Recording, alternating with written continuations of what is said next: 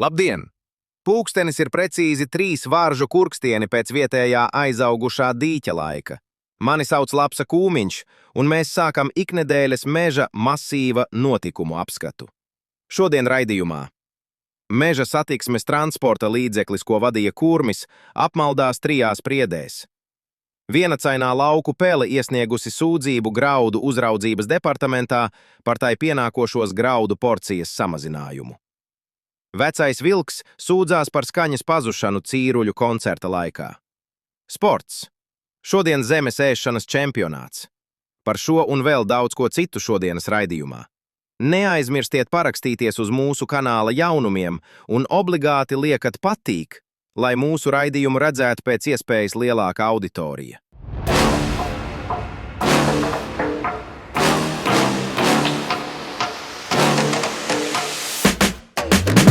Sāksim ar satiksmi.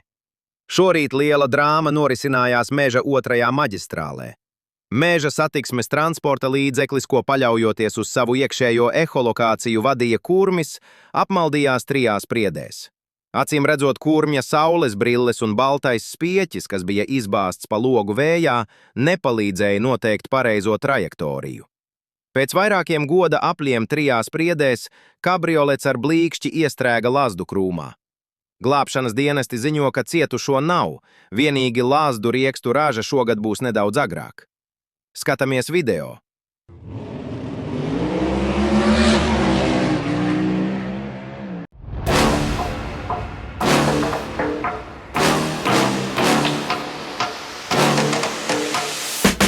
Un tagad pie juridiskajiem skandāliem.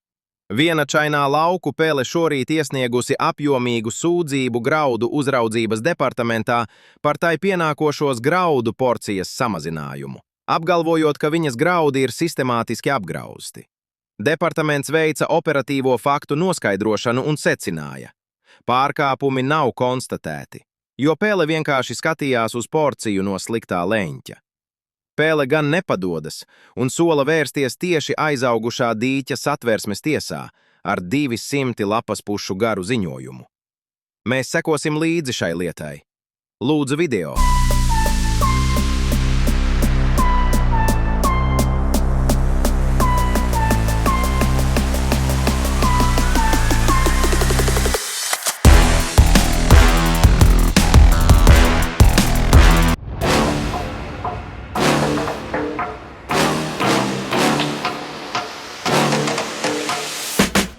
Kultūras un veselības ziņas incidentu piedzīvojis mūsu vecais, cienījamais vilks, kurš iesniedza sūdzību par pēkšņu skaņas pazušanu ikgadējā Cīruļu pavasara koncertā. Pēc rūpīgas izmeklēšanas un medicīniskās pārbaudes atklājās, ka tehniskas problēmas bija nevis dziedātājiem, bet gan klausītājam. Proti, vilks koncerta laikā mēģinājis iztīrīt ausi ar pamatīgu koka zariņu, kā rezultātā nejauši pārplēsis bungādiņu. Pretenzija pret Cīruļu koncertu ir oficiāli atcelta, un vilkam tagad izrakstīts mēnesi ilgs klusuma režīms. Skatāmies, kā tas notika.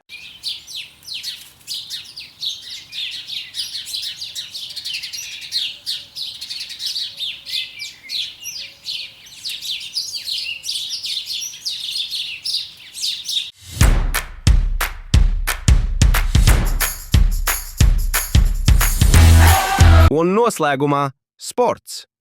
Šodien aizvadīts aizraujošs zemes ēšanas čempionāts, kurā norisinājās negaidīts pavērsiens. Pirmo vietu izcīnīja slieku nacionālā izlase, kura burtiski izēda savus pretiniekus. Sliekas uzrādīja fenomenālu rezultātu – 4 apēstie melnzemes kilogrami. Smagsvara favorīti, meža cūku komanda, spēja pieveikt tikai 2 kilogramus, norādot, ka zemei šogad esot pārāk liels māla piejaukums. Apsveicam sliekas ar grandiozo uzvaru.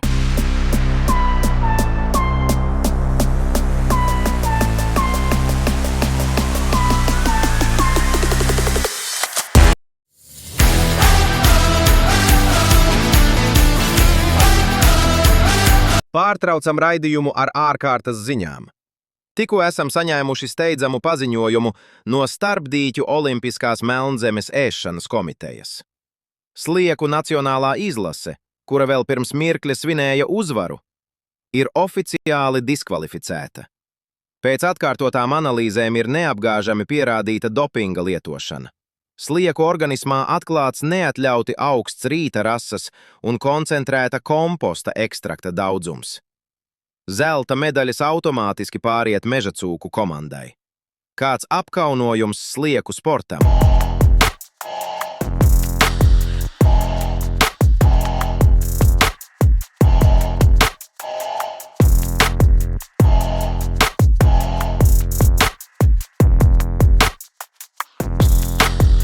Par šo un vēl daudz ko citu ziņosim mūsu nākamajā raidījumā.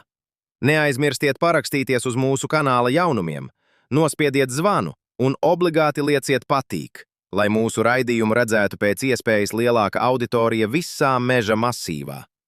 Esmu Lapsa Kūmiņš, un lai jums skaidra bilde un pilni vēderi. Visu labu!